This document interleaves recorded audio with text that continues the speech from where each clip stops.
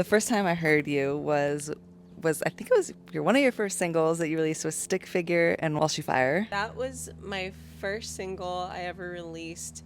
I had no music out prior to that, so it was kind of a little intimidating to have that be your first release. It was a whole jumble of emotions. It was intimidating, it was inspiring, it was a dream come true.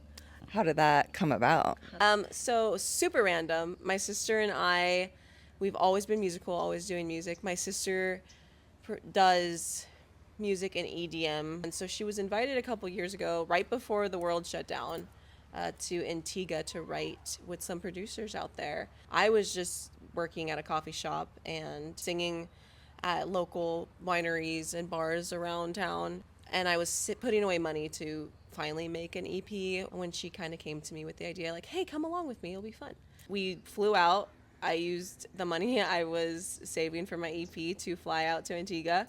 The producer, Torsten Stenzel, he's also an artist known as York. He had a cool little porch overlooking like a jungle, and then you could kind of see like a glimpse of the ocean, and it was like just it was such a vibe, such an experience. I had the hook Love Me Easy, and I had wanted to write something around that, and so I just had my guitar and a notebook, and I just focused in on that, and that's when I wrote Love Me Easy. And then I brought it to my sister, and she was like, we should regify it. And I was like, okay, cool, let's do it. And then she wanted to show it to the guys we were staying with, and I didn't want to. I was like, no, this is mine. And she was like, well, music is better left, giving it to people and showing. So we showed it to them. They, Just Bus started the production of it.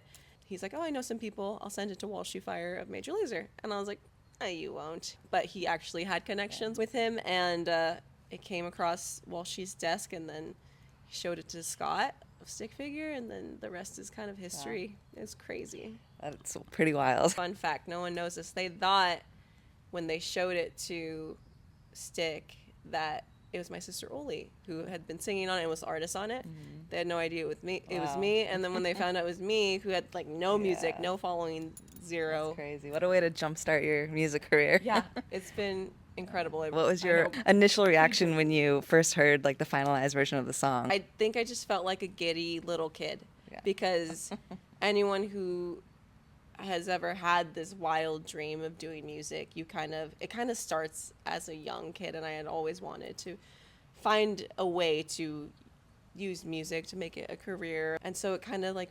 reawakened that child in me, and letting her know like it's possible. Here's that moment you were waiting for.